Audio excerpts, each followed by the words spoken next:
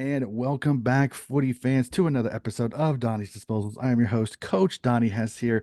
And today, ladies and gentlemen, we are in the middle of the off season, and I thought let's pull on one of my favorite guests to go over part of the off season, and that is Mr. Pete Williams from RookieMeCentral.com, my draft expert and editor there. Pete, it is always great to have you on the podcast.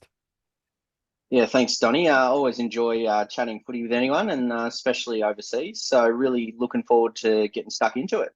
All right. And then joining me from the western part of the USA, another couple of footy nuffies, the Americans watching the footy podcast hosts, Ben and Ethan Castle.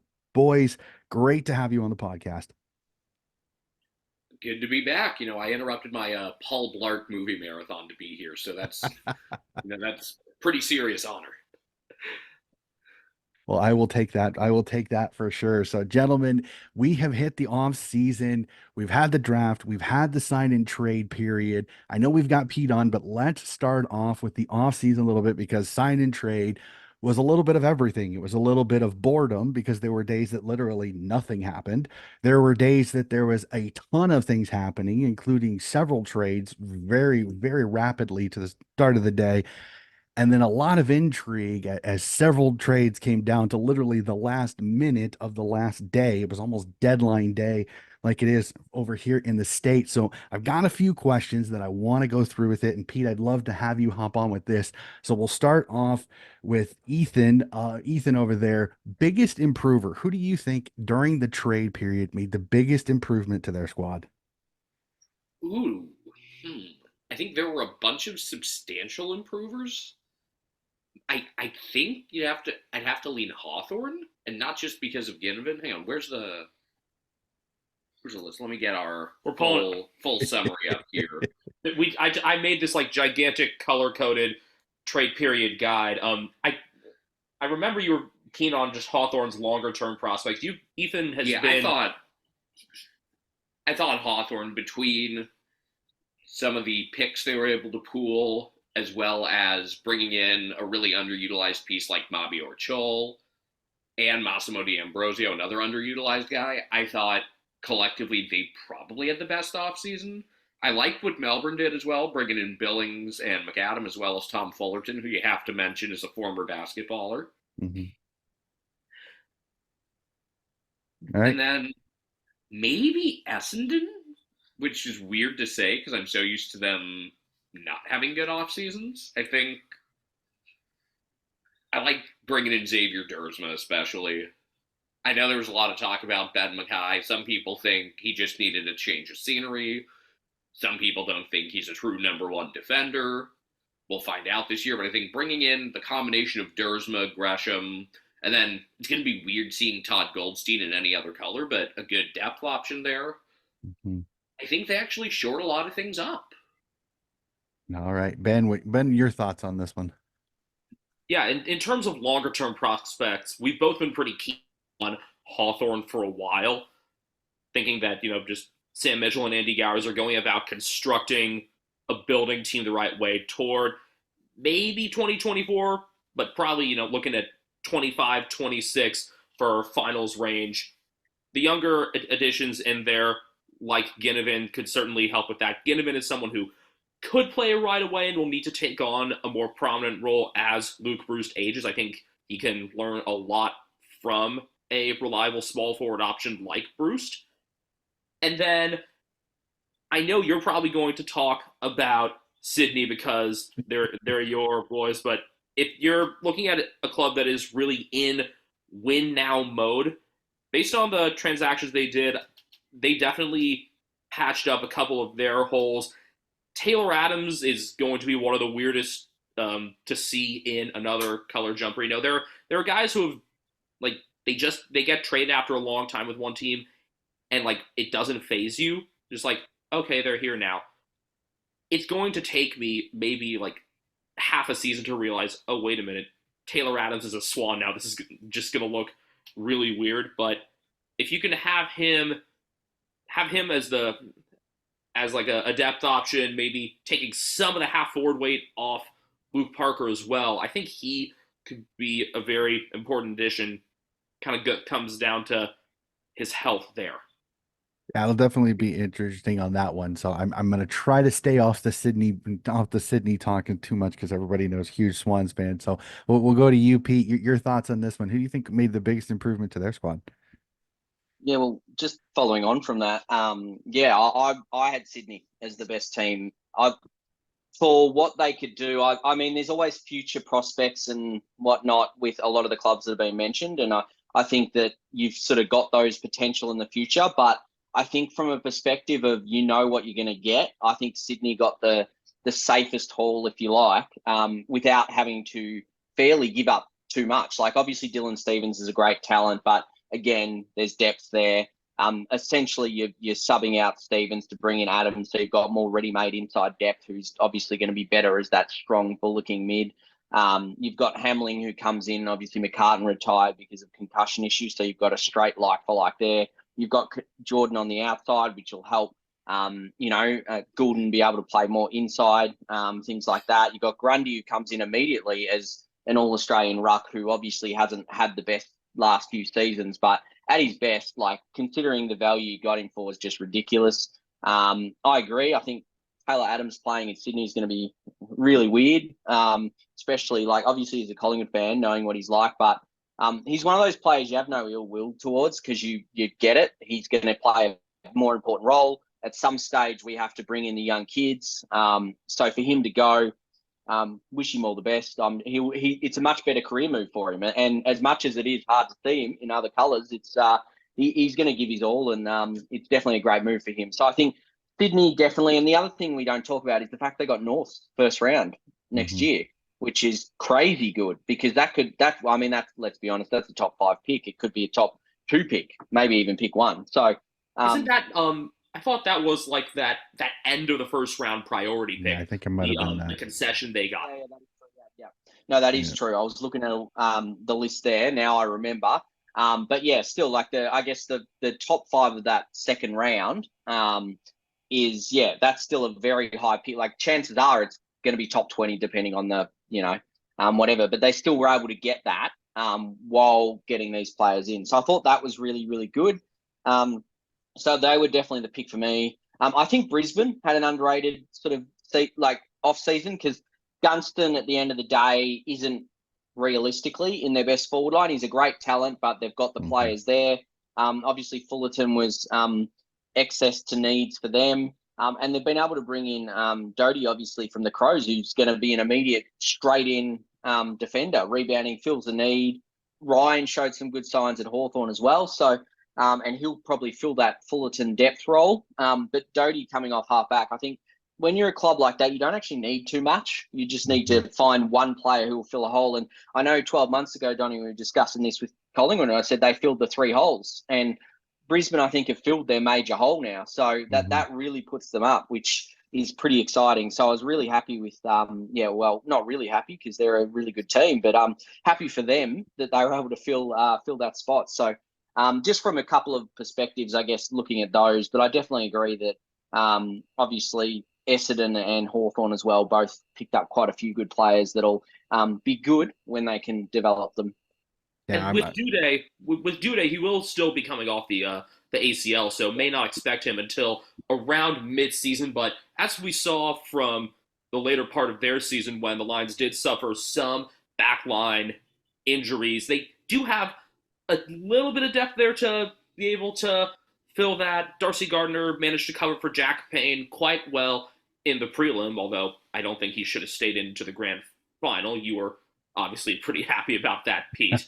But between Gardner and Ryan Lester being there, I think they got a little bit of a mid to older range defensive cover there, and I imagine Duday might slide in for Lester once he gets healthy.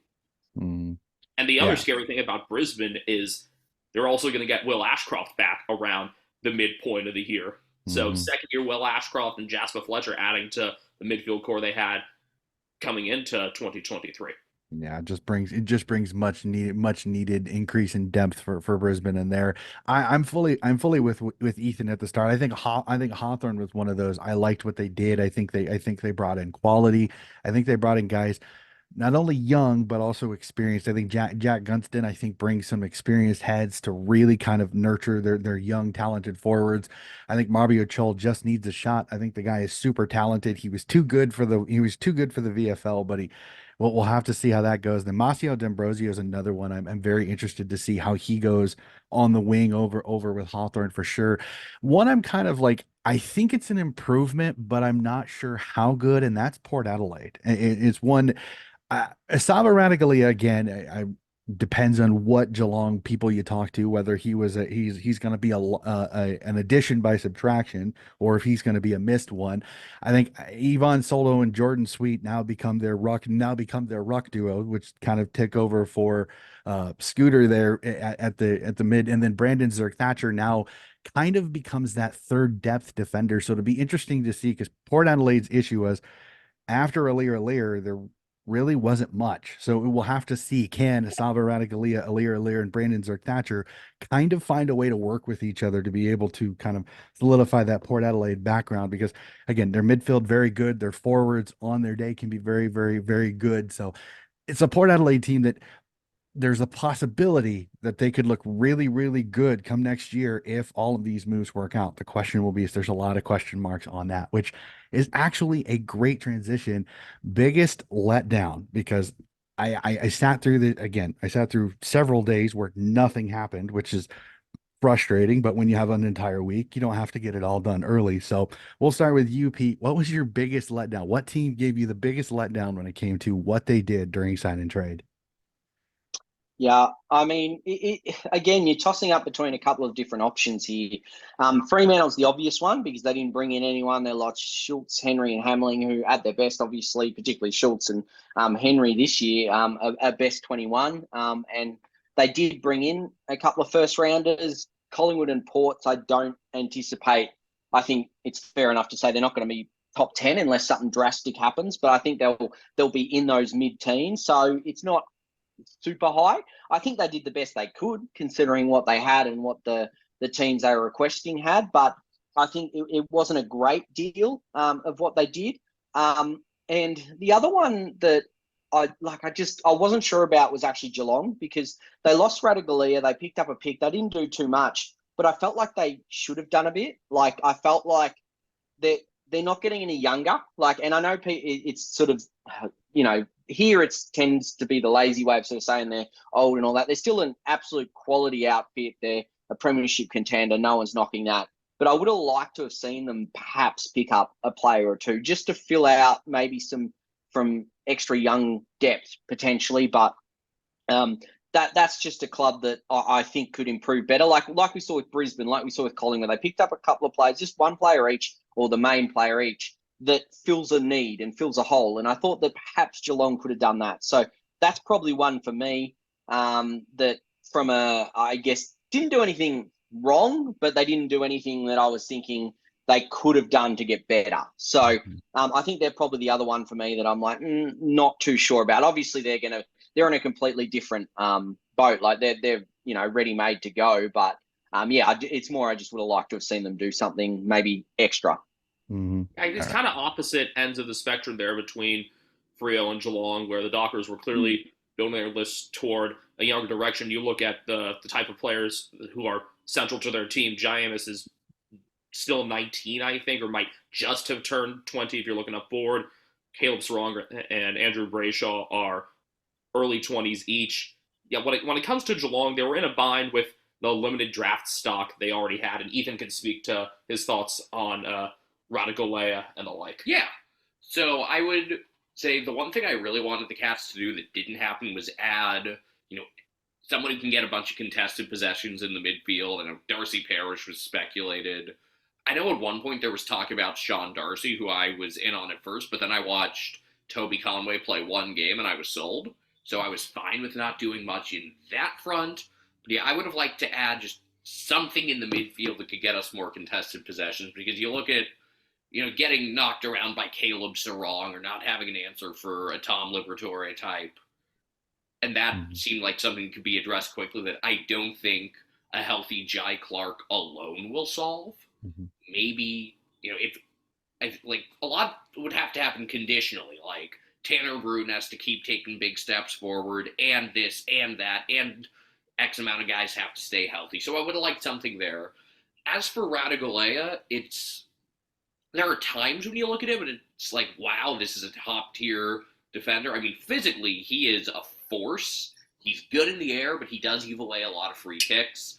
I think he did find his role defensively because there were times when he had been tried at forward and he wasn't a very good kick.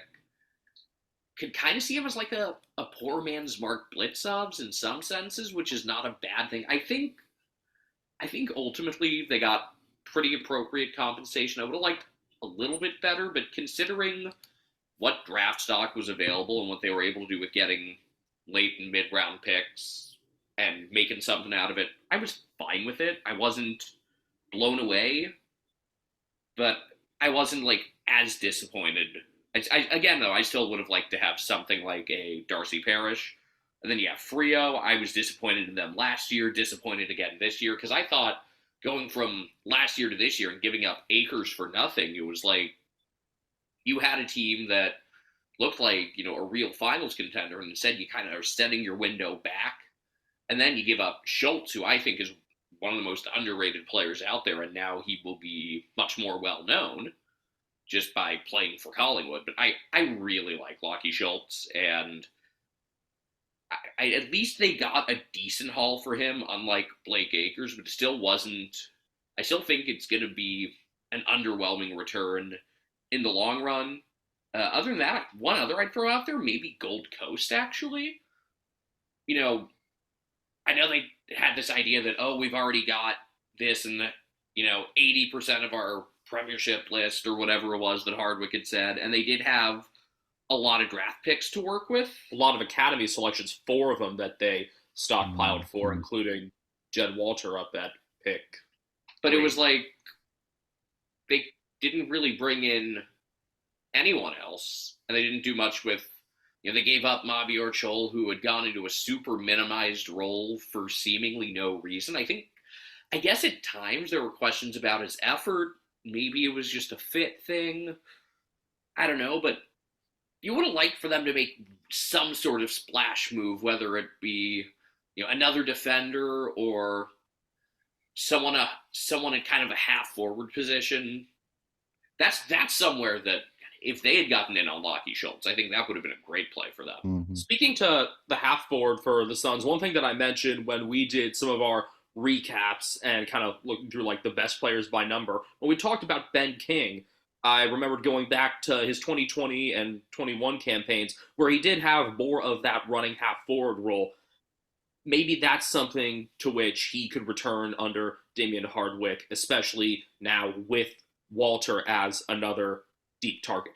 Yeah, definitely. I would agree with you. I'm going to throw out one. I completely agree with you. I think Fremantle is kind of the obvious glaring one because you lose Lockie Schultz, which kind of came out of nowhere.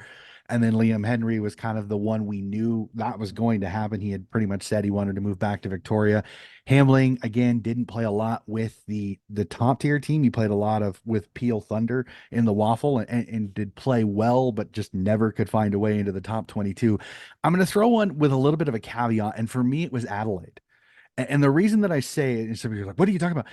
They really didn't help out their depth in the back in the back part of the ground for them. They really didn't add any defensive depth. And again, I say caveat because when we get to the draft, we'll find out a little bit why that I think they made quite the savvy move in the draft to kind of eliminate this. But after the sign and trade period, I was a little disappointed. They bring in Chris Burgess. It's another forward. That's great. Maybe to kind of help with depth in case Tex Walker has any issues or some of their forward issues, and you lose Shane McAdam, and it's not really a like for like. Chris Burgess is a little bit of a bigger, more for a full forward, and you lose Tom Duday. You're not able to re-sign him. So I was a little disappointed in Adelaide. I was hoping that maybe they could do a little bit more when it comes to their defensive depth. Again, caveat, their draft, what they ended up picking up in the draft ended up being what I would consider a steal, and we'll discuss that here in a little bit. But Fremantle's the obvious one, but a little bit of Adelaide before we got to the draft there. So we'll go to this next one, and I want to start this one off. Strangest move. And for me, the strangest move was not why it happened, but kind of how it happened. And for me, it was the Asava Radigalia deal because I swear the list manager at Geelong really wanted a couple of draft picks that I'm still trying to figure out why he waited to get picks like 74 and 92 at the time. It was kind of insane to look back at it. So for me, that was the weirdest one because I know that Port Adelaide had a really thin draft hand and only had so much to work with, but it got a little crazy that move couldn't have been made a little bit earlier because once that move happened, it kind of opened up the rest of the last day of trading period. So we'll go to you guys, Ethan and Ben. What was your strangest move? What was one that kind of caught you by surprise? I think that one was. I think that's definitely one of the ones, especially because I believe it deprived Port of their entire draft hand at the time before they picked up a couple from Essendon.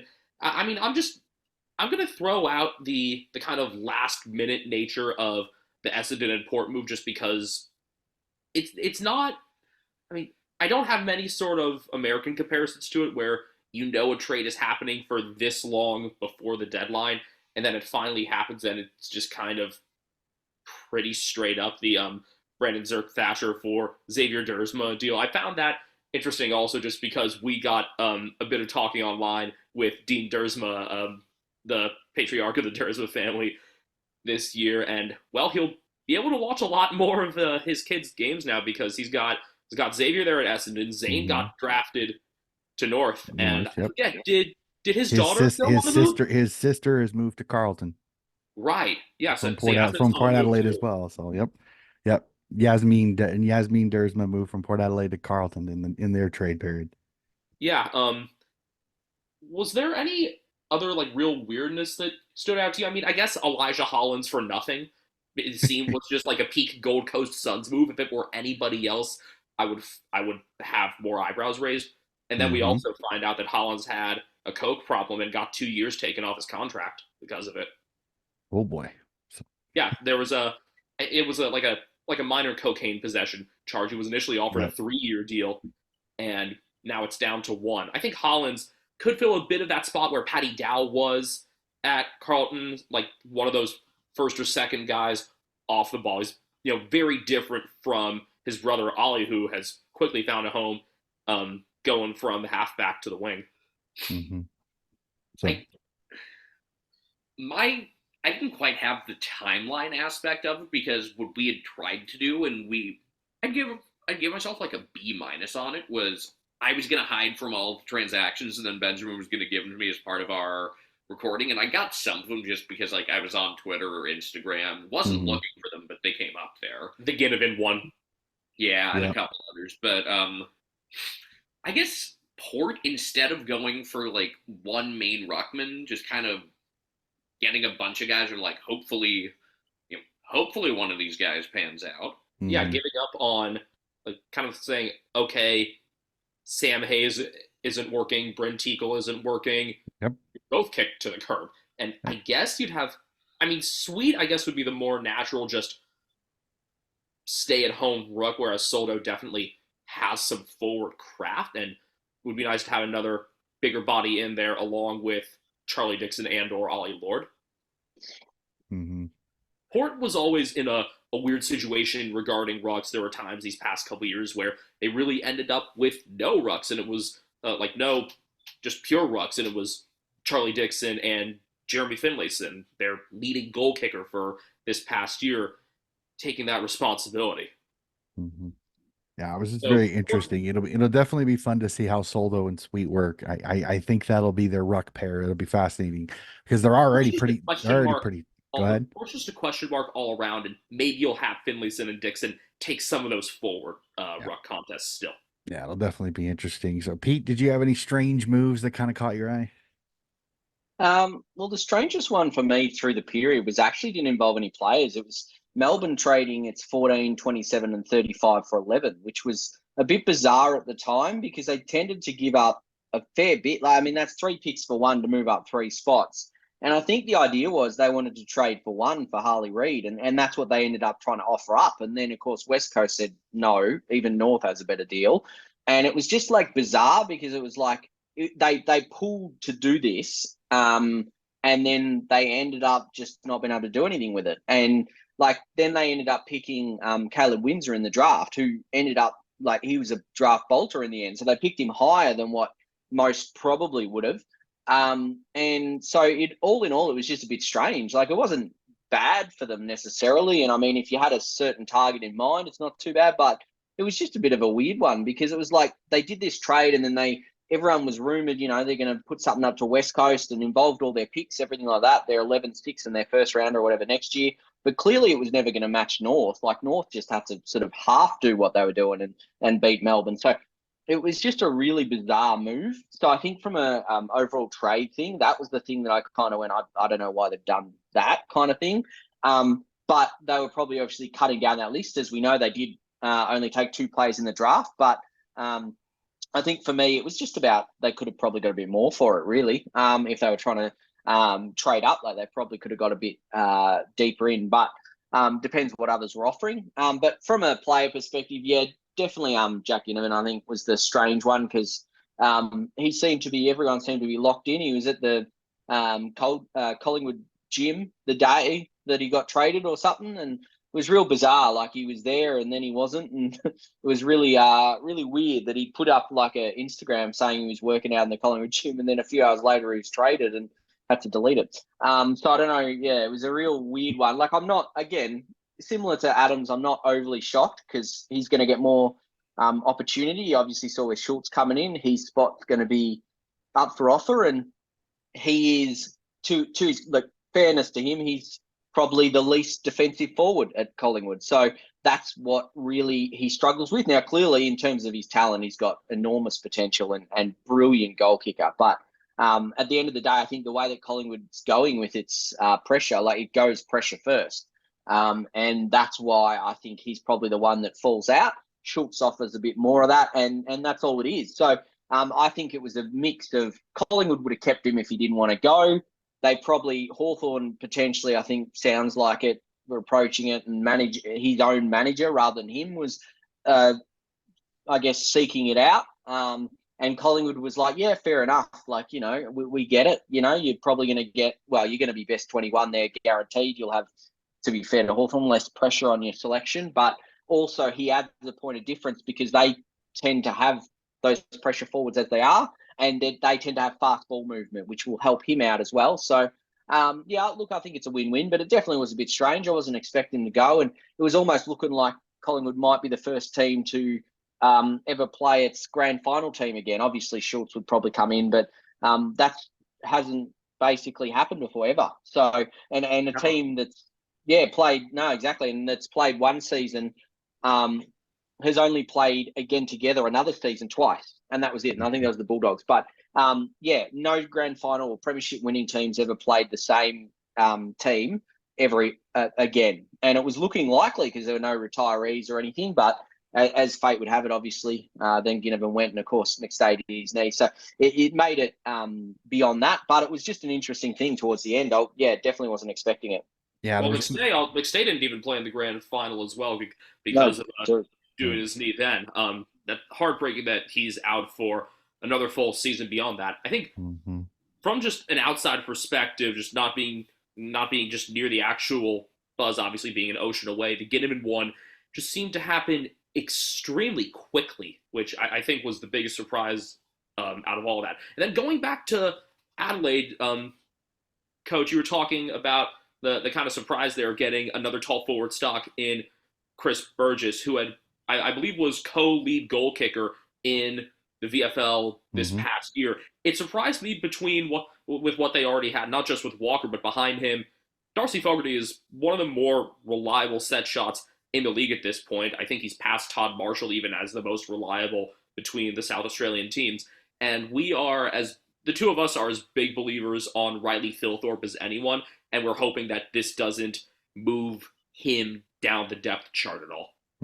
Yeah, I'm 100% with you on that one. Like I said, we'll discuss it here in the draft. In fact, that's actually a great transition because I originally was going to have us each discuss our team, but we kind of already did. I know Pete had his fun talking about Collingwood. You guys threw it on me when it comes to Sydney, and I know, but I think the only one we really haven't has been West Coast for you. I mean, we kind of knew that their kind of off season was more based on who are they going to get in the first overall with the number one overall pick. But your thoughts on their off season moves? Did they help you? Did for you as a supporter? Did they change the list enough to kind of help them get out of the doldrums that they've been in these last two seasons? Not immediately. I think that's a tall task, especially when you're still very reluctant, it seems, to cull the um, older pieces from the 2018 Premiership core. Any success um, could hinge on Elliot Yo's health. When he is healthy, which is rare for somebody with glass bones and paper skin like him, he can be extremely effective going anywhere kind of between halfback and half forward. Was a really nice supplemental piece, it seemed, when he was in there. I mean, when it came to the draft stock and doing anything during the trade period, their hands obviously were tied by holding on to pick one. They weren't going to beef up their stocks anywhere else. They did have Tyler Brockman come home, a nice smaller forward piece there with decent speed. I know he's quite close with Liam Ryan, who missed most of this season, so a healthy Liam Ryan is a game changer for obvious reasons. We saw that since he came into the league in 2018. So Brockman and Ryan coming in, another support ruck option in Matt Flynn. Well, actually, he might not be a support. Flynn, who they got as a free agent from Greater Western Sydney, thanks to really the emergence of Kieran Briggs, which is one of the biggest stories individually of the past year. But Flynn coming in ends up moving Bailey J. Williams around a little bit. It sounded like Adam Simpson had been wanting to try him as more of a key forward and secondary ruck option. That seems to be more possible now, having him up front alongside Oscar Allen, and also as Jack Darling ages out. I'm not sure about Bailey J's prospect as a goal kicker. Now, I feel like the Harley Reid discussion has already been made, and I don't want to go on about anything except I find it extremely just hilarious how adamant Sam McClure was and how wrong he was at the same time. And nothing else really surprised me about what the Eagles did. I mean, did they do enough? I guess I know that Lance Collard was a name that had been thrown around some of their draft stocks and ended up I think being picked, two before West Coast's second pick came up. Collard went pick 28 to St Kilda, so they double dipped on the Reeds. Got a local product in Clay Hall. I'm glad that they were keeping a closer eye on the local products, because when you're a struggling non-Victorian team, the most important thing is making sure you can actually keep the players that you've drafted. And my worry for this next year is that this could be Jai Culley's last with the Eagles, because he had an ACL, I think it was around round 8, and he was only signed to a 1-year deal. Hasn't really been able to flex his potential at the AFL level yet. Now, in terms of goal kicking, I think the Eagles, if there's health there, Oscar Allen proved himself as a top 10 Coleman talent on that team, which just makes us want to run through a wall for him even more. And then supplementary options in Williams, Darling, Ryan Merrick. I think their scoring could be all right. It's just a matter of getting the delivery and having midfield support for someone other than Tim Kelly. And it all comes down to health in the back line. Tom Barris missed much of the season. Jermaine Jones missed a lot of time. If there's any one player that you're going to hear me talking about, though, for the Eagles in terms of not enough people are talking about him, Ethan already knows who this is going to be. I'm blanking on the exact name, but I remember it was whoever it was that shut down.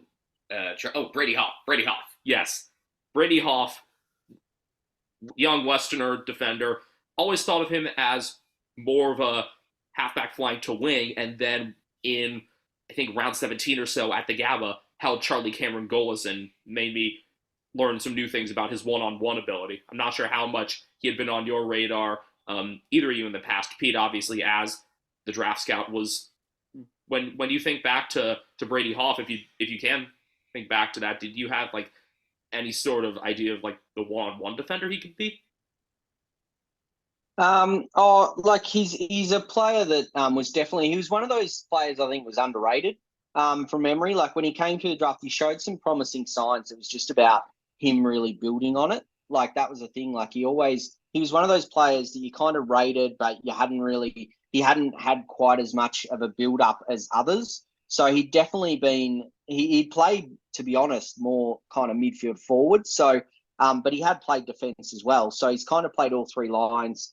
And particularly like where he was able to develop and play on each of the different, I guess, lines. He was mostly able to developing as a midfielder once he came through towards the end, but he was still needing to do that a bit more. But obviously when he came through, they kind of said, this is where we see you at. He was always a great user of the ball. That was the thing. He used it so well. He had a high work rate. And you could see his upside there was evident. Like there wasn't really anything wrong. He just hadn't done as much as others. Like he was just a late kind of he was a draft bolter realistically, and he was a player that wasn't really on draft radars until later in the year because he'd started to work up. But he'd certainly been someone who has those draftable traits, and that's why he ended up making that jump. I also just remembered that Rhett Bazo hardly played this past year. I know he dealt with a personal tragedy. I think lost his mother right before the start of the year, but that's another piece. Just continued development of the defensive group is just obviously so necessary, and it's a matter of having the health to make that transition a bit more cleanly, because it looks like the coaching ranks are pretty set. Even under Don Pike, they're not going to get out of that Adam Simpson contract. We're going to have to, as Eagles fans, sit on our hands for any coaching changes. And Dean Cox will probably succeed John Longmire at Sydney, much to my chagrin. That'd definitely be interesting for sure. So, all right. So now that we've each of us have had a little bit of fun talking with it, let's jump to the draft because I know that's why I wanted Pete on here. And Pete, I will start with the first question on here. There were two big stories going into draft night one, and that was Harley Reid, and that was the Academy and the Gold Coast Academies. Four kids: Jed Walter, Ethan Reed, Jake Rogers, and Will Graham. And I got to ask you, I mean, this was literally kind of perfect scenario for Gold Coast because they have been struggling to make finals. They've been struggling to keep their talent on the park. I remember a couple of years ago, they put the team of the century for the Gold Coast Suns, and over half of the squad is now donning different jerseys. How good is this for Gold Coast Suns footy that they have four local kids all joining the squad and Dimma also taking the reins of this team? Yeah, no, it's really good they've been able to get them. Some of us don't mind riling up the Queenslanders over here because Jed Walter was actually born in WA. Jake Yep. Rogers was from Vic. Rogers was from Vic as well. So, but yeah, no, like to be fair, they've been there since they were young, so you definitely count it. They've been definitely doing really well, but yeah, like they're just incredible kids. Like each of them are really well spoken. Like Walter and Rogers and Reid, they're all really good kids. Rogers particularly is a really switched on kind of guy, and he's someone who I can see going through the midfield in time. Obviously, he'll probably start as a forward. Graham, I think, was really underrated. Like I think that he was able to benefit from the fact that these three were such stars during their years that he was able to just be kind of like the fourth one that popped up. But he's a really good player in his own right. He showed plenty of signs this year. So he could play just about anywhere, but he's someone who, again, adds another need. And from a local perspective, being able to have those kids that you know aren't going to necessarily leave because they are from that area, it does give you a bit more benefit. And I know we'll sort of touch on it, but I think Gold Coast, like, we seem to come back to it every couple of years, every few years going, this has to be the year. They've brought in these high picks. They've got these talents in. They suddenly got a new coach. That's obviously happened a couple of times as well. But it feels different, I think, now. It really feels different. And I think for most of us, like who don't really have a problem with Gold Coast because they've never really been a threat, to be fair. So for most of us, we're like, it's got to be the time. Like they've finally got to crack into that finals because there has to be a point where there's no more excuses. There's no more. We're struggling up here. People leave all that. You make your own luck at times, and this is definitely making your own luck. I know a lot of clubs weren't happy with this or with the academy in general, but it always tends to be they're not happy with the club that happens to be doing well at that time, and then they tend to forget about the other ones when they're not doing as well. So Gold Coast happened to be the target of that this year. But yeah, no, I think all four of them from a home perspective, it's going to slot straight in. I would imagine three of them at least would probably come in, or definitely Walter and Rogers, and then Reed will at least be able to develop, and depending on wits and everything like that. But he'll definitely be able to work there, and Graham will probably come through the VFL but work his way into it. But look, they've got four best 22 players in the future type thing. So I think that's definitely a huge win for them. And obviously that was all they were going to do in the draft. They had no other currency they could do or list options. So, but you take that every day of the week. So they'll be really happy with that. Does Reed, I know you're talking about Reed developing kind of a behind Wits there. Do you think that'll probably end up squeezing out Ned Moyle, who did see a couple games this year? Well, see, Reed's also played as a key defender in the past. Like he did play as a ruck this year and things like that. But he does have that potential because he's actually a really good reader of the ball. You wouldn't believe, like you can believe because he's really tall, but I was going to say you wouldn't think he's a 200 centimeter typical type player because he just he moves really well for that player. He's not necessarily explosive, but he just moves really well. He's kind of got those kind of the Brody Grundys about him where he can actually win a fair bit of the ball and actually get involved in transition and things like that. He can take marks, but he can also get the handball receive if he wants and go off and things like that. So I think that long term he'll be the ruck, but he can definitely play key defence. And look, I think he even played a bit key forward as well through the VFL when he popped up there. So yeah, I think that he's someone who is very, very versatile because he's got those athletic traits. And I think it will be hard to crack him, but I think Wits, he obviously isn't getting any younger. He's going to have the spot for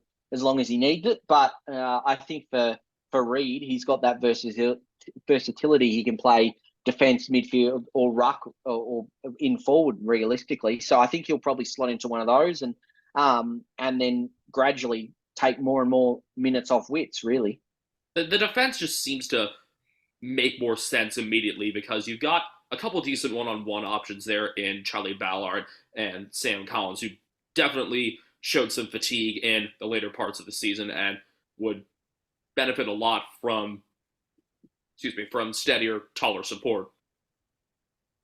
Yeah, no, he adds that bit of point of difference with the offensive run and everything like that. And I think that that's something that will really add to the Gold Coast. He's tall, he's athletic, everyone loves that. And he's an eye catcher where, of course, Walter obviously is an athletic, but he's just a beast. He's a contested marking option that'll play forward, and he'll come in from round one. He could easily bully a fair few defenders, even at his age. So he'll come in straight away. Rogers, I imagine, as I said, will be small forward and then go into the mid, have some minutes in there. Obviously, he's only about that 172, so he's not big, but he definitely knows how to find it and very evasive. So I think that's really good for the Gold Coast. And on the other point, I realised you also brought up Donny in terms of obviously Harley Reid being pick one.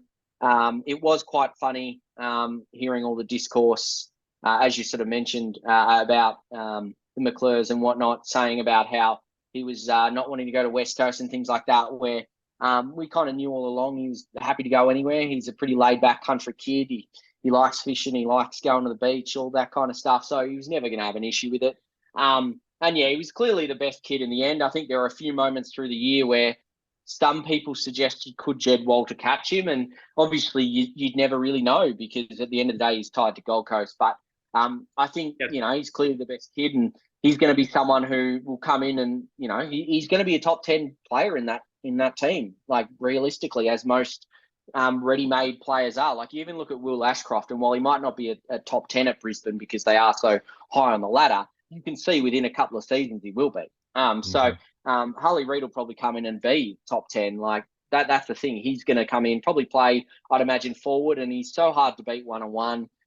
He's got that explosive speed. He's got that X factor about him. He's just so difficult to match up on because he's not short. He's just medium, and he's one of those players that if he plays on a taller defender, he'll just explode away from them. And if he plays on a smaller one, he'll just beat them one-on-one. So he's one of those kind of nightmare players. As we see, your Dusty Martins, your Jordan De Goey's, those kind of players that are so hard to match up on because depending on who's on them, they'll just play a different way and beat them that way. So you have to find a really good player to play on him.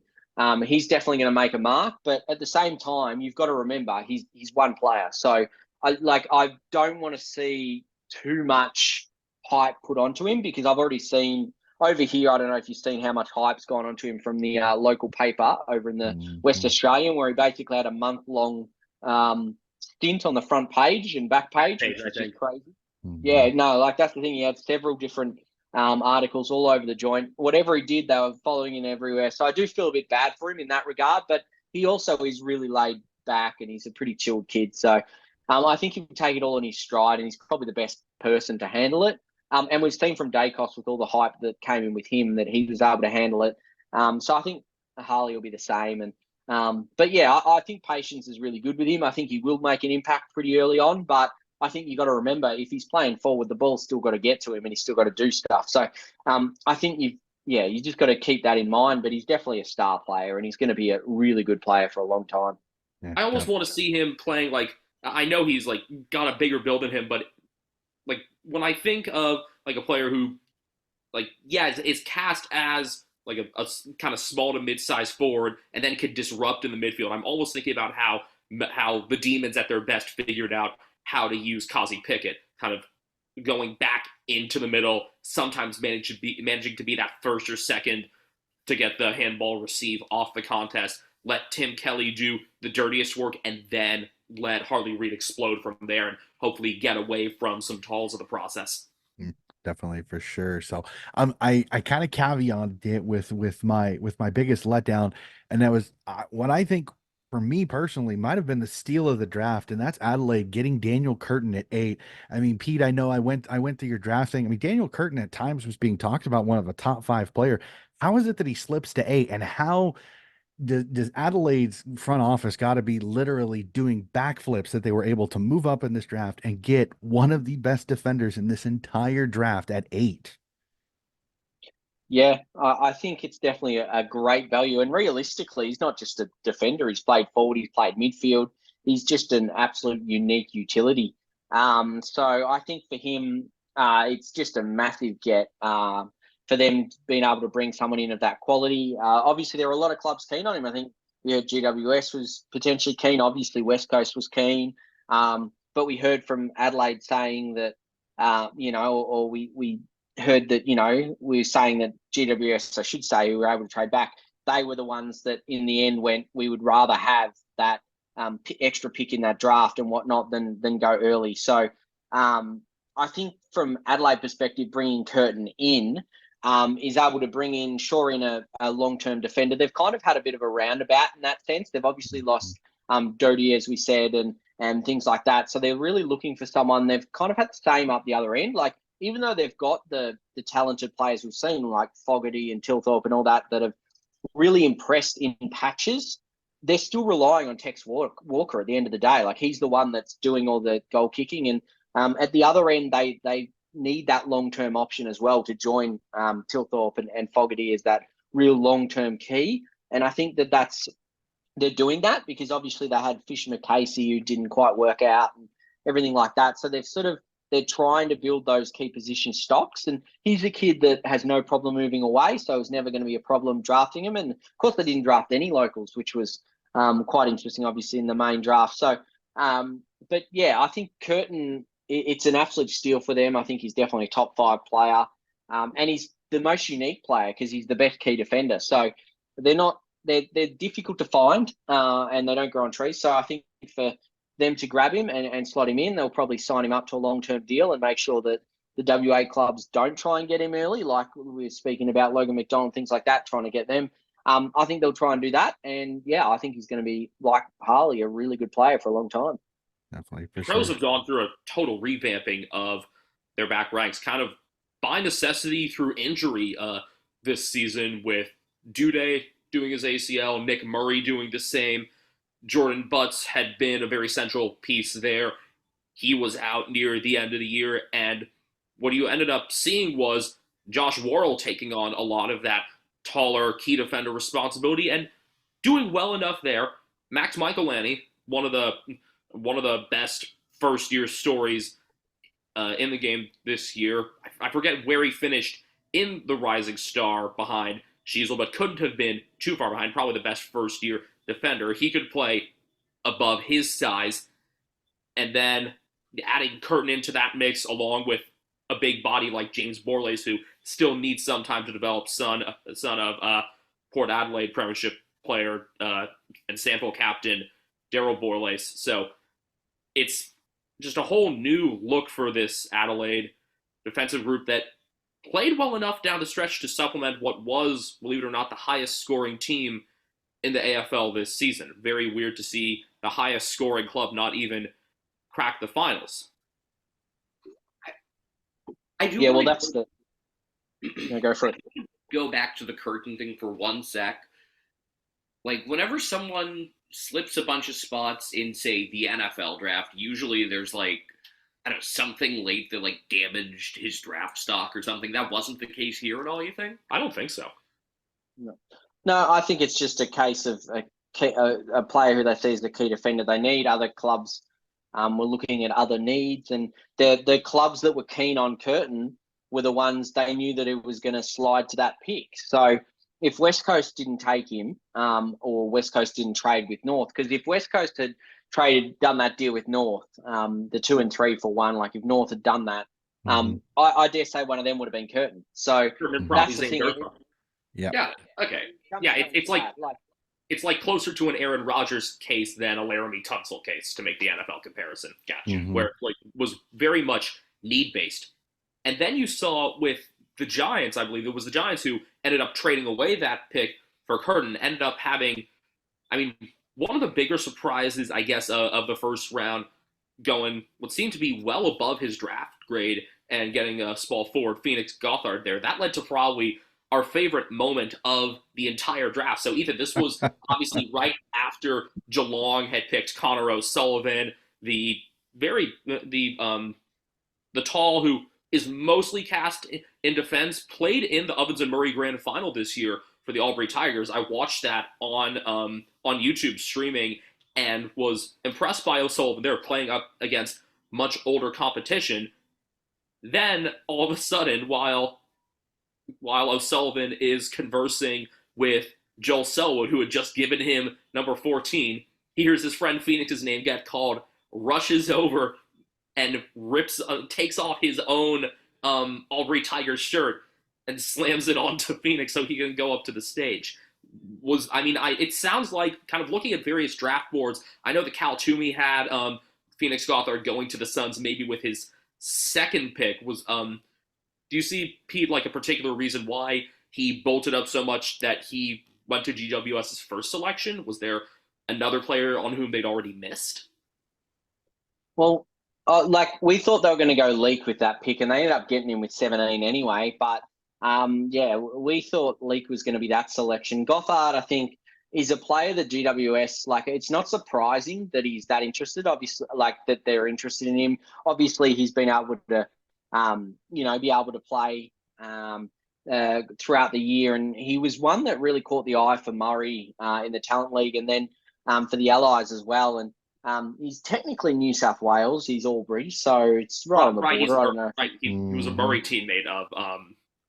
Right, it was the Bush Raiders. My bad, but I know that he and O'Sullivan were teammates, and he just happened to be part of Connor's draft party. Yeah, no, he's their best mates, so that's why he was technically coming to be like the +1 or the friend that comes along to support. So yeah, they definitely weren't expecting it all. He wasn't expecting it. I'd say he probably would have thought, like, he would have had the chats with GWS and thought he's probably going in a pick, like, say, the 44 where they picked up Fonte. I think that's probably where he was thinking he'll end up if he was going to go to him. So I think that no one really saw it coming. So, like, it was definitely a really high draft pick, he was just the next one on their board. And that's what I've sort of learnt over the time, that a lot of clubs just literally have their draft board and go off it, whether or not another club rates them that highly or not. They tend to just go off it, unless they know that they've got another pick that they can select them with. So They're it's like going to more of, basically... so it's like oftentimes more of like the, like making the American comparison closer to the baseball or ice hockey drafts, where you're going, where more teams are going just purely off best available than the real positional needs like in basketball or American football. Well, I think that they still include those positional needs in there, but it's within their own team structure. So where they rate players, so they might go, we need a small forward and I rate this player at this ranking and things like that. So I think they mix them together and they kind of go, this is where we rate him and everything like that. And they clearly rated him way higher than any other club. And well, that's the same for any player that gets taken. They rate him higher than another club because they got him first. So, but for Gothard, I think maybe they thought they weren't sure what they were going to be doing with the next pick or how they were going to sort of deal with it. So I think they wanted to take him, and they obviously must have had him just above Leak, and which was interesting because, I thought Leak was definitely going to be picked, but it was definitely the surprise of the night because he's had talent and he's one of those kids that you go, he's got draftable traits. He'll definitely get picked up somewhere, but I don't think anyone, as I said, was expecting the first round. So I think the Giants just picked the player they wanted. We've seen that in the past. They basically, I guess, go to the beat of their own drum. They kind of go, this is who I'm keen on. We don't mind if they're early. We're just going to take them. And that's exactly what they did. And it did, as you said, brought up a great moment within the night that no one was really expecting. So it was fantastic to see. That was, I think, pick number 12 overall where they got Gothard because Geelong moved back one from the Nate Caddy trade. I know he'd been linked to Essendon for a long time, then O'Sullivan, and then Gothard. Mm-hmm. It seemed like Caddy to Essendon just seemed to fit like a glove for a lot of draft gurus. Could you kind of explain that a bit more to us? Yeah, like obviously he adds that forward craft. They reckon he could probably play a bit of midfield as well. He's obviously more of that forward. I know they kind of compared him to Jake Stringer, who I'm not quite sure he's Jake Stringer. I think he's a very different type player. He is a forward mid, but I think he's kind of he's a great contested mark, but he moves well. He works up the ground. He goes both ways.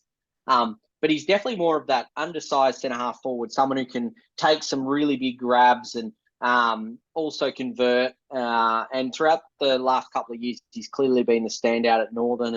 And he came through the Vic Metro program and did a lot of damage there. And he's someone who was always around that top 10 mark. It was just a case of whether or not his slight undersize was going to hamper a club picking him up. But I think he's not quite as, he's obviously not as tall and not quite as versatile as O'Sullivan. So I think Geelong obviously said to Essendon, clearly this is what they said, that we're going to take Caddy unless you give us this extra pick, and then we'll let you have him.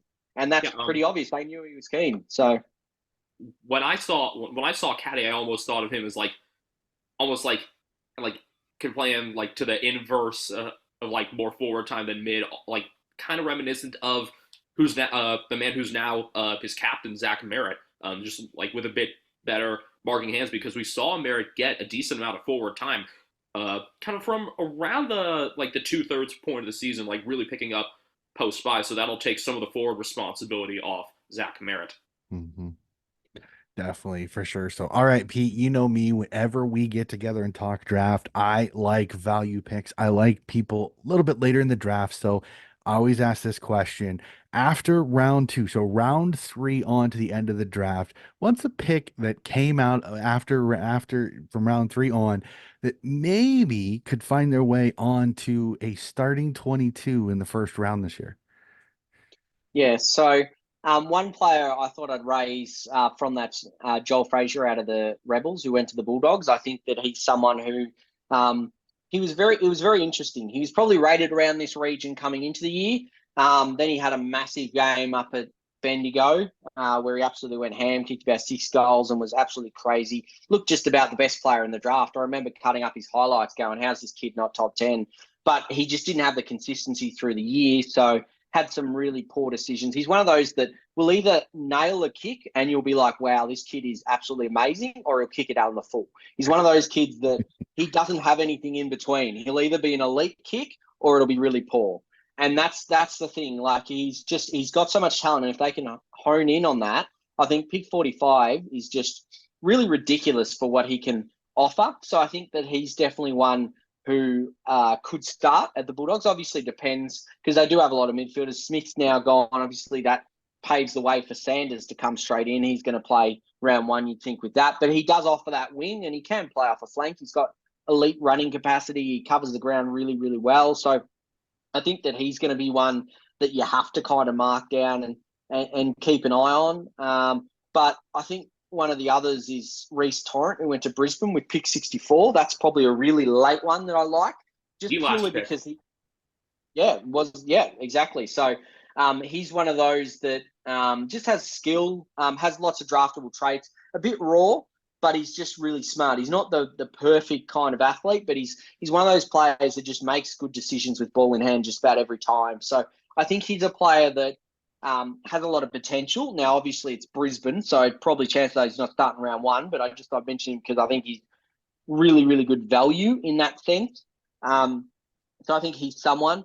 And then obviously Geelong's Hall, which has a stack of players that are mature ages or things like that. Obviously Wiltshire was a bit of a surprise, but he was linked to them. Manor obviously had that enormous grand final and season. He's someone who theoretically could come in. I know he's technically the second round. So, but George Stevens, again, he's ready-made. He could meet that inside ball. He's just an absolute beast. His ACL might have been the best thing that happened to him because he spent the year working at the gym, and even at the start of the preseason, he was just absolutely enormous for a 17-year-old then. So he could come in and play an inside mid role straight away.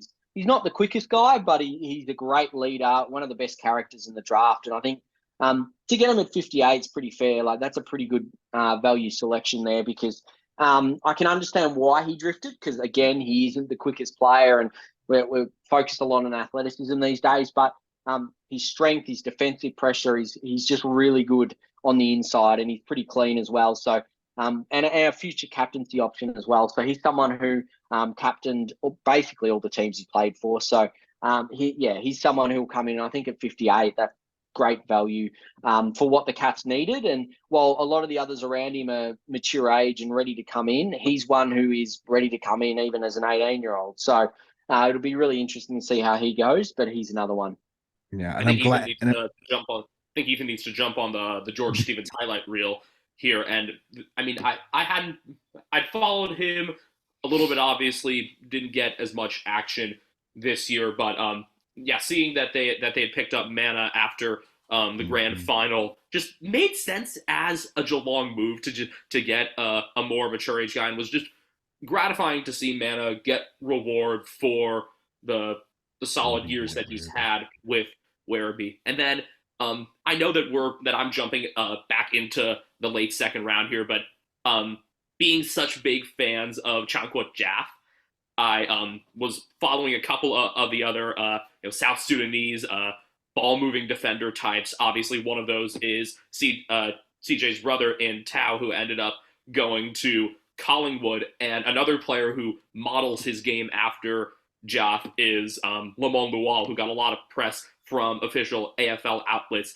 and just fell into that unprotected pick window at pick 39 for Essendon. I know that he'd been linked to Essendon originally at that very slot, and thankfully for them, even with the compensation, it stayed in the top 40, and they didn't need to bid on him. They could just go ahead and take him. Yeah, that was definitely for sure. And I love you getting Sean Mannion because I remember when I was doing my VFL, my VFL end of the year, we had talked about how well he had done for Werribee, not only in the grand final, but over the entire season. And to see him get this opportunity to play to the top level is absolutely fantastic. So I'm glad you brought that up. So we'll go a little homer here, and I want you to kind of run through it. Sydney picks up 3 picks in this draft. Will Green, who I think is a lot of people are high on when it comes to the ruck position. Caden Cleary, who we all knew as Swans fans, we all knew that the Academy Bowl midfielder. But the last one is the one I want you to tell me a little bit more about. Is Patrick Snell from the Brisbane Academy. I mean, this kind of came out of nowhere. There was talk of maybe drafting a defender, but this one kind of came out of nowhere. I mean, is this a value pick? Does Kinnear Beatson find another diamond in the rough later in the draft? Yeah, well, Kinnear's very good at his job, so we always sort of trust him. But it didn't come as much of a shock to us because we knew that he liked him, but we weren't sure whether or not it was going to happen because Kinnear, we're big fans of Kinnear, and he chats to us a fair bit when we're out at games, so we do get a bit of an idea on what he likes and what he doesn't like and things like that. And certainly, look, Snell's played at both ends of the ground. That I think is what's really attractable for him. He's able to play at both ends. He's really good in the air. He's mobile, so he can get it done at ground level. He's got upside. Look, he's not going to be a straightaway player. Like, he's not going to come straight in. He's a developing type. He's just adds to the stocks that you already got there. He's someone who I think will be a long-term prospect. He's still working on some elements, such as that sort of kicking consistency and his overall consistency, really. But certainly in terms of his, I guess, duality of being able to compete in the air and ground level, that makes it really impressive for him. Obviously came through the Lions Academy, but he wasn't as linked because he's from that Northern Territory group. So he does have that past with the Northern Territory, which of course is usually linked to the Gold Coast. So it is a bit different, bit of a unique situation there. But he played all the games for the Allies and looked pretty handy there. He moved pretty well. And then, of course, for the Lions, of course, he played all 5 games there too. And averaging almost 5 marks a game, which is pretty impressive. I think he played 1 game up forward potentially and the others in defence from memory. But it was like that kind of element where he was like, I think it was 13.6 disposals looking at this and, yeah, almost 5 marks. So he's very, very good in the air, but he can get it done at ground level too. So he's just a long-term prospect probably in defence, but he can play forward as well. Mm-hmm. So I'll let you guys, Ethan, Ben, do you guys want to ask any questions about guys that have been brought into your club specifically? I mean, thank you for already touching up on Sean Manna and George Stevens for Ethan's sake for Geelong. I want to hear a little bit more about the Eagles' last pickup, Harvey Johnston from Sandringham. Just obviously didn't get as much press with the 2 Reeds being up top and then Clay Hall being a more local guy that the Eagles had some more stock on him and kind of from talking with socials got more info on him. But what can you tell me about pick 49, Harvey Johnston? Yeah, so Harvey's one of those players that's got some really great skill about him and really good decision maker. He's a medium sort of size, 183. Usually plays midfield forward, so he's in that rotation. Sandringham obviously have a really stacked midfield, both top age, bottom age every year, really. So what really stands out about Reed and I forget if it was. No, I'm thinking of a couple others. I was thinking Stingrays, but yeah, Sandy seems like has like some of the best midfield lines. How many midfielders from Sandringham were selected ahead of him? Seems I forget if Murphy falls into that window. I know that he was like the 3rd or 4th Dragon to pick overall. Yeah, no, that's it. Luke Lloyd was another Dragon who was taken as well. But yeah, like there's a few players from there. They're the ones that like last year had Ashcroft and Sheasel and that the whole group there. They're always really, really strong. But yeah, where he fitted in as a point of difference was his ability to win the ball and sort of just evade opponents going forward. He's got a pretty high work rate. He's someone who wins the ball, can pick it up pretty cleanly at ground level and make good decisions. So he's someone who generally when he had the ball, he used it pretty well. So I think that's probably what catches the eye. He does have those draftable traits. He's not always a massive ball winner. He's an okay ball winner. Like I think he was around that 15 to 18 kind of disposal player. So pretty handy, and that does add up when he's also spending time forward. But I think that the big question was his sort of consistency within games. Like he'd pop up for some big quarters and then sort of fade away. And he also was predominantly a handballer, even though he was largely a great kick. He was quite often, he'd win the ball, run away, and then handball it off more so than kick. So it was like one of those things that it's not a major thing. It's just learning as you go up. But he certainly has those skills and the decision making that allows him to really impact games. And he's someone who I think good value for there. He's got those draftable traits, and he's just someone who I don't think he's going to have any problems moving away or anything like that. By the sounds of it, so he's someone who. At pick 49, you're not going to have a out and out ready-made star, but he's got those traits, and that's all you can kind of ask, and that's exactly what they kind of looked for. They're just someone who can use the ball well and have that sort of midfield forward presence. So I think he'll play forward. If anything, he won't be necessarily straight in, but he'll be someone who I wouldn't be shocked if he got a debut during the year. So we'll see how it goes. Awesome, thank you. I'm actually, for the first time in a couple years, I'm actually looking forward to watching the Eagles waffle side because they've just been an absolute injury-riddled joke for the past two of them, perhaps even more so than the top flight club. Mm-hmm. Ethan, I know that it seems like we've gone through most of the Geelong stock. I mean, he didn't touch as much on Wiltshire, but you've seen highlights of the other guys. Yeah, I actually was wondering, I don't know if you pay as much attention to, he's a Category B rookie selection, but Joe Furphy is one that I find interesting because he's got a basketball background. In fact, his brother is actually one of the better players on one of the better college basketball teams here in the U.S. He plays for Kansas. So if you have anything about Joe Furphy, that would be interesting. The ruck prospect, right? Big hair? Yeah. Well, I mean, he only really played the one game, so there isn't a lot to go, like, in terms of, like, he played with Northern. He only really played the one game, and that, like, from when I saw him, and that was back in 2018. So he actually had played a bit of footy. So that's a bit of a throwback to when he did play. But then obviously he's focused on basketball and things like that, and now he's come back to footy. So obviously a lot of water under the bridge since 2018, but he's someone who I think, obviously he's raw. He's someone who can come in. Obviously he went overseas, could have done a fair bit, but like obviously once he left the talent league, I haven't obviously seen too much of him, but when he did play, he was just a bit of a raw ruck, and obviously only had the one game, but he's someone who clearly has that experience in different environments, and certainly being an older player, you would expect within the first couple of years he'll develop and then come in and be a faster product to play than younger players. But I mean, in short, obviously, in terms of his footy, it's a bit hard to sort of say how he'll go because he is that Cat B. Haven't seen a great deal of him, but he did play footy as a junior, which is probably better than a lot of the basketball players who come over. So that's something at least. And yeah, it'll just be interesting. Obviously, Cat B, it's a bit of a free hit and see what happens. Really.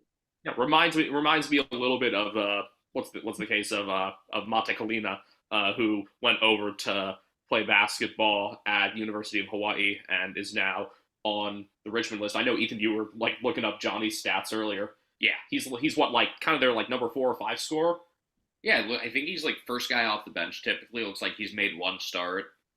So for a freshman who joined the program recently, that's pretty good.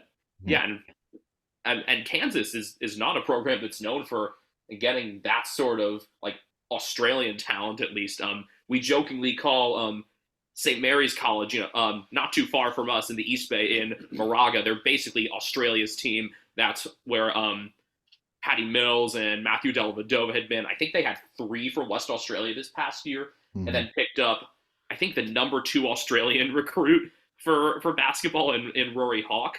But I mean, I love following kind of the journeys of Australian athletes to America and vice versa. In fact, wearing my my Cal sweatshirt reminds me of Marcus Lee, who I forget. I think he's playing for Tasmania now in the NBL. But Yep. Yeah, he is. Yeah. Jack yeah, Jumpers. Yeah.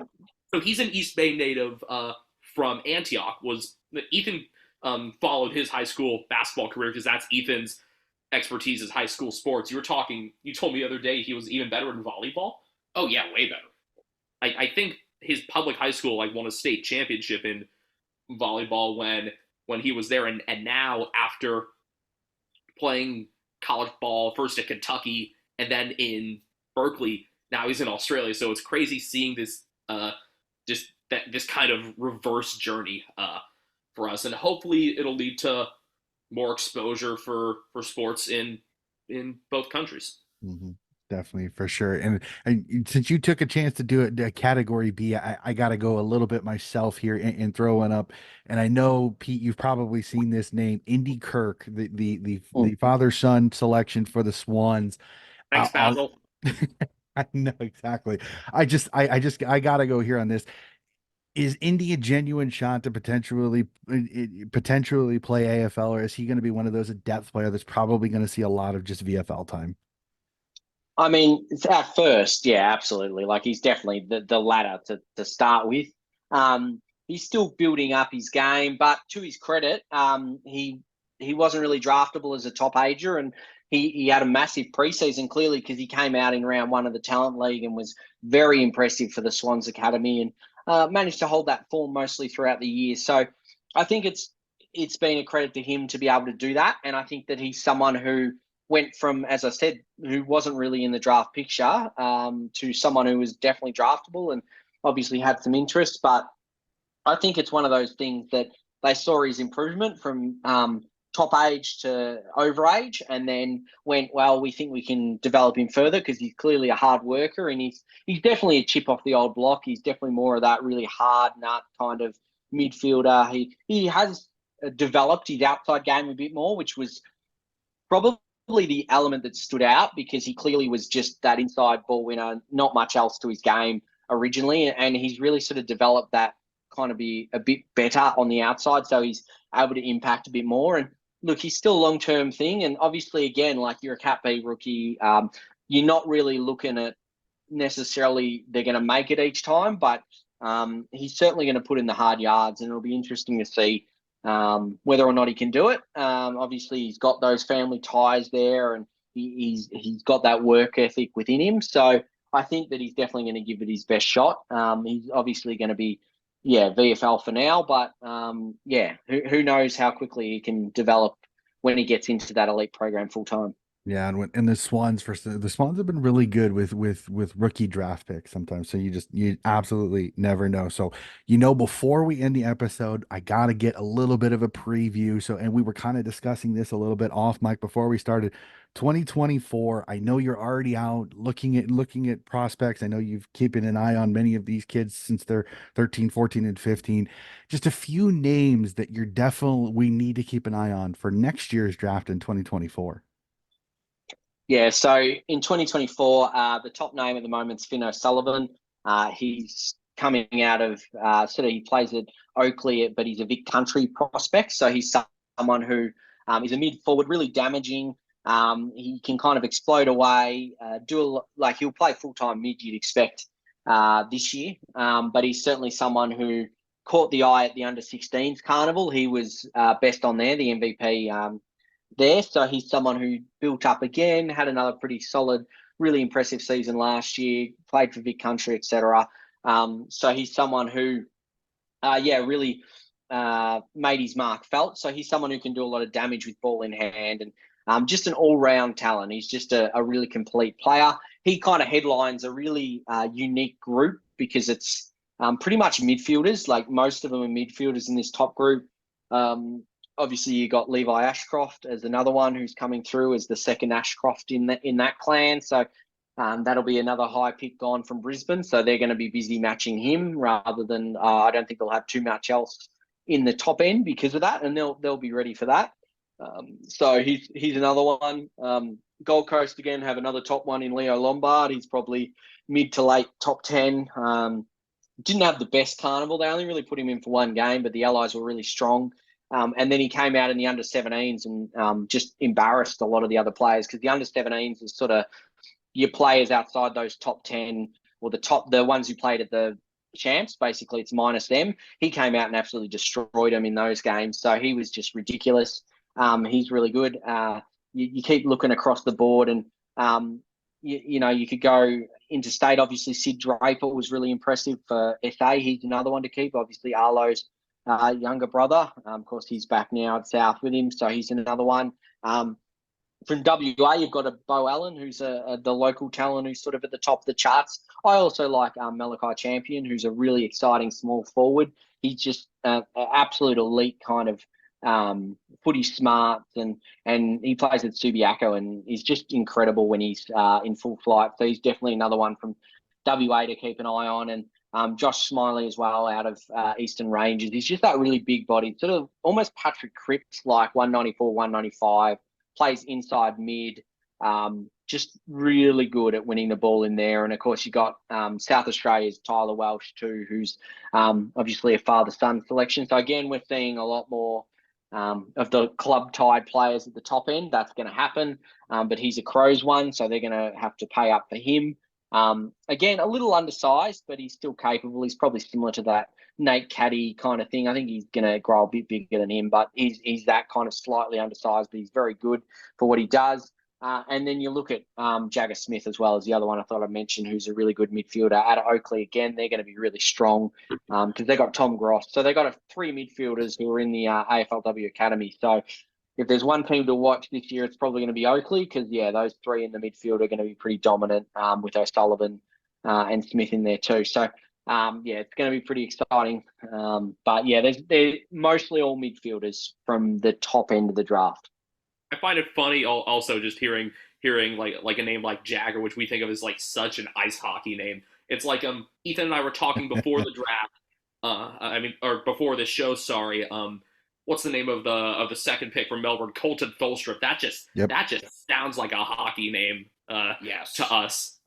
But the other thing that I'm surprised you didn't mention is our Scott Camporelli's twin sons coming up in this draft class here, Ben and Lucas. I remember seeing them in the pre-grand final entertainment, and the Blues stocked up I think 3 4th-rounders for next year's draft. So I would imagine that's for some spending on the Camporelli boys.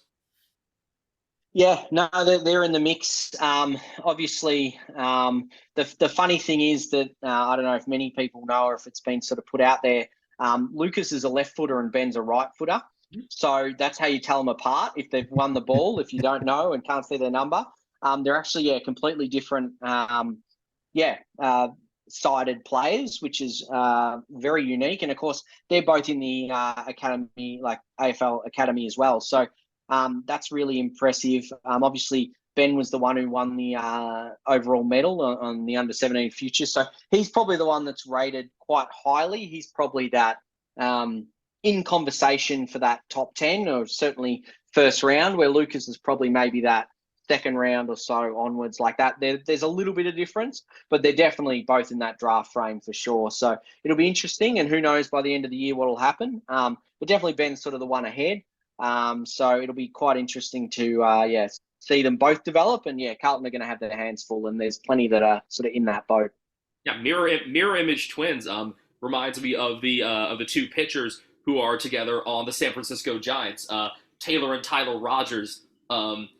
Tyler's the right-handed submarine thrower, and Taylor's just left-handed overarm normal pitcher. If you take a look at, not sure how much you follow baseball, Pete, but it's these mirror twins that are both relief pitchers for the San Francisco Giants.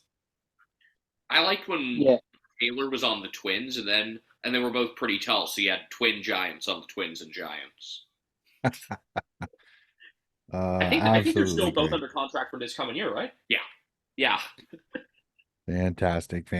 Well, I don't know about you guys, gentlemen. This has been a fantastic conversation. I love having Pete on again. You can never stump him. I swear. I've tried everything I can to stump this man, and he always finds a way. He always answers with such greatness. So again, thank you, gentlemen, all three of you for joining on. Pete, again, thank you for everything that you do at rookiemecentral.com. I love everything that you do. Both draft guides for the men's and women's comp were fantastically great ability for me to keep an eye on these players and to kind of find out what I'm getting there. So thank you so much for everything that you do with Rookie Me Central.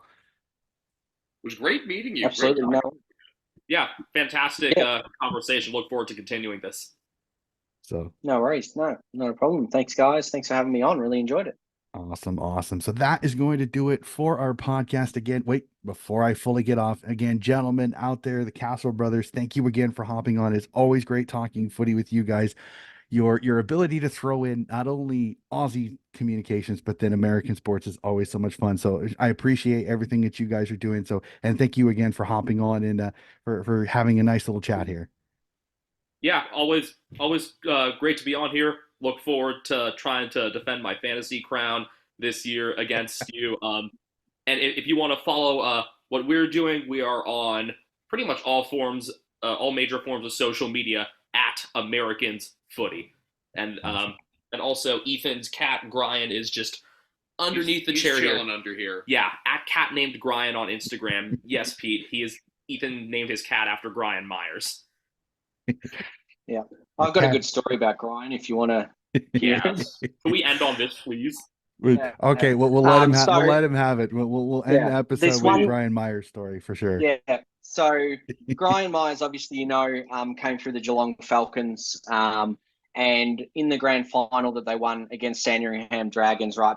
Prior to that day, they were asking predictions for tips as to who was going to be best on ground, and everyone was tipping the ones you'd expect and things like that, like the best players and all that. And I remember just saying to someone, I reckon it'll be Brian Myers. And everyone was like, what are you talking about? Like I said, I reckon the stage is sort of just set for him to kick a bag of goals because he's sort of been showing a lot of promising signs and things like that and everything like that. And I just remembered I was messaging one of the guys who worked with me, and I was clicking every time he kicked a goal. Of course, he ended up kicking 7. I was like, there's 1, there's 2, there's 3.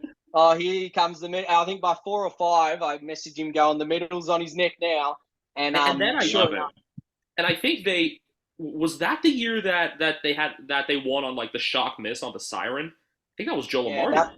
Yeah, it was. Yeah. So in that game, this won't be good for for Donny, but in that game, what happened was he obviously took a mark before the siren, and all the Sandringham players were celebrating because he was basically 20 out, 25 out, straight in front. So they all started celebrating. The Geelong players were absolutely deflated, and then he missed it.